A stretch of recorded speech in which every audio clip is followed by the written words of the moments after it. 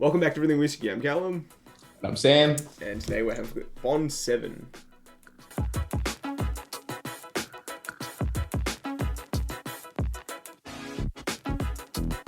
Alright, so today we're going to be doing the Bond 7, which is an Australian whiskey. Now this is cheap as chips when it comes to Australian whiskey. 40 bucks. How much? 40 bucks, yeah. So really quite budget. Now this is a really weird one that I'm not looking forward to because there's so many questions raised with just all of the language and labeling. Yeah. So basically it's called Bond 7.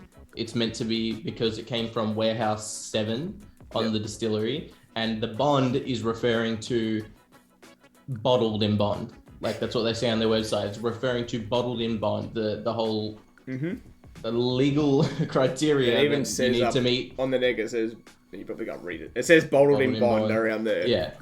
So it's the whole thing is about it being bottled in Bond and stuff. This whiskey is 37%. What the hell? It literally Australia. fell at the first hurdle. A bottled in Bond. It as well, by the way. literally. Also, I'm pretty sure that bottled in Bond requires you to be the One whiskey to come distillery. from one distillery during one distilling season. Yeah. And it's a blend from like whiskeys from like Scotland and stuff as well or something. So like, I don't know. I have no idea what this is. This in any other country, one, isn't legal because the label is not legal. Like it's just literally not bottled in Bond, so it's not a legal label. It's also wouldn't be a legal label because it says whiskey, and Yeah, it wouldn't it's be not even counted whiskey, legally technically. as whiskey in any other Yeah. country. I Good have stuff. no idea what this is, but we'll just get into it. I mean, to be fair, they've won 3 awards, if that means anything to anyone. They won the San Fran Silver, the China Wine and Spirit Gold, and they won that in 2015 and 16, if that means anything. I feel like the more I find whiskeys with all these ridiculous awards, these ridiculous numbers of The worse awards, it is.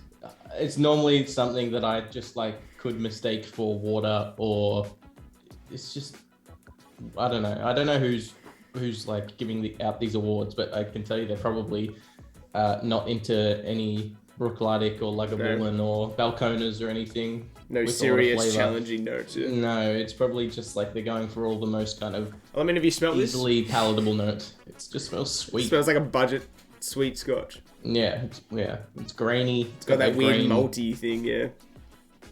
With green alcohol smell, like the sharp kind of vanilla, yeah, fake vanilla, malt. it has got some brown sugar, but it's not that It's got heavy. like a roasted. It's got a bit of a roasted malt kind of smell to it. Yeah, like it's not offensive. For $40, it smells No. pretty nice, but No, just with but I wish everything, they would just everything behind it. Yeah, I wish it just wasn't a complete shit show of a marketing and labeling process. Otherwise, it would just be like, whatever. This is a cheap and alright, what we're assuming, alright whiskey. But with everything else going on, it's like, what the hell is this? How did this get through I don't know at all? how no one picked that up. The bottled in Bond thing, especially. I thought their name was Bond 7. Nothing to do with bottled in Bond, and they said bottled in Bond because Like it's a play like a on words loophole kind of because thing. it was bottled in the Bond distillery. Mm. Bond 7 distillery, so bottled in Bond, I guess. Yeah. But no, the whole thing is them talking about bottled in Bond, the actual legal designation. About the given quality to of the whiskey theme. Yeah, they run through like what bottled in Bond means and why it's On the important and label. stuff. And it's like on the label, and it's not even bottled in Bond. Yeah. It makes no sense. It's so weird, but Yeah, it's just Whatever. very sweet, overly sweet, almost malty and floral on the it's nose. kind of got some like wood bitter, some like Scotchy wood bitters. Yeah, I'm just gonna Like taste some- this. Just a light char.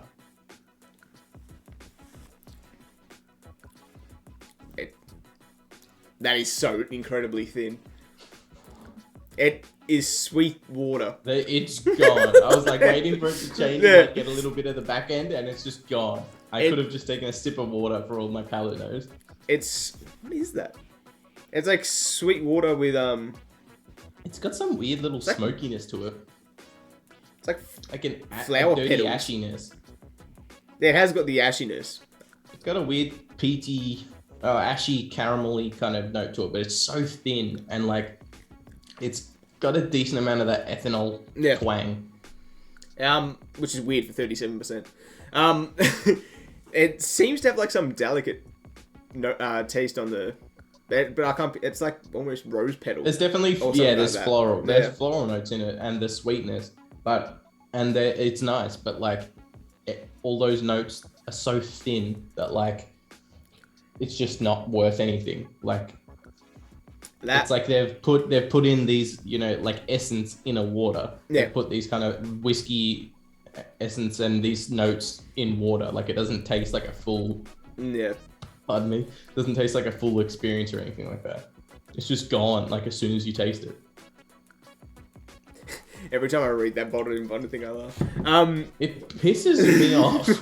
It really, just because it makes no sense. Is it just because it's Australian? They think they can get away with it? Then why? But it's not an Australian designation, so why mention it if you're not gonna?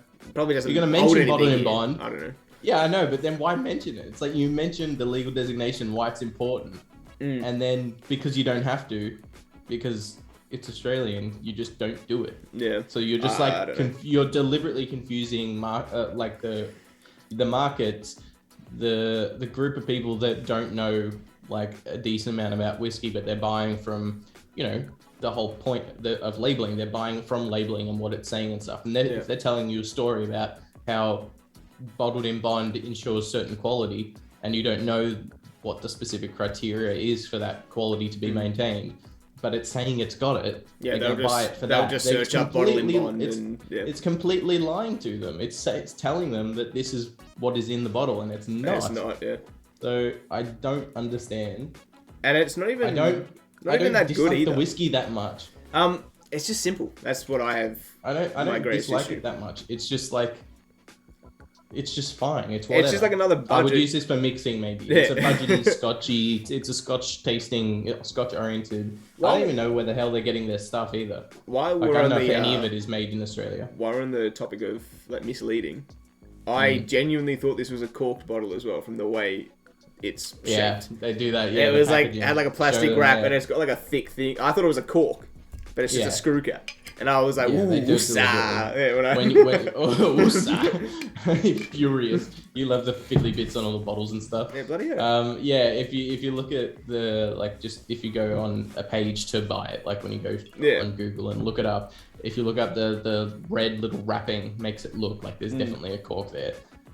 But no, more marketing fluff pulling wool over your eyes, making you think you're getting something you're not. I'm being super harsh because are we being they deserve it, unless we're completely wrong about what's going on, which I don't see how we could be. No. They deserve it. But the liquid itself is not that bad. It'd be better at 40%. For $40, I'd be... Yeah, but that's what I mean. Like, it for $40, it's fine. It tastes like a budget Scotch, a budget blended Scotch. There's nothing wrong with it, really. Like, there's a lot of flaws that don't make it good, really good, but there's no like fatal flaws that make it, you know, disgusting. It's totally drinkable. It's just not interesting at all. It's thin. The only reason I'm hacking it to pieces is because of all this, the misleading pretty much stuff. Lying. It's fully just like trying to pull the wool over the customer's eyes, which is like a massive issue when it comes to whiskey labeling all over the world. In America and Scotland and stuff, there's been lots of lawsuits and changing, you know, what you can and can't say. But Australia, it just seems to be rife within the industry. Whatever goes for us. Whatever goes, apparently.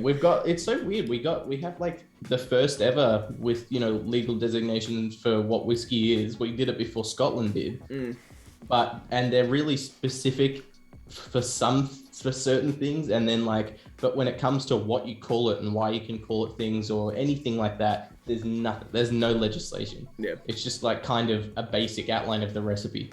That's it. We need way more extensive legislation around what you can and can't say on your bottle. It's laughable. It's literally so strange. And I'd love to get your input on these things. So if you've kind of encountered any labeling as bizarre as this, let us know.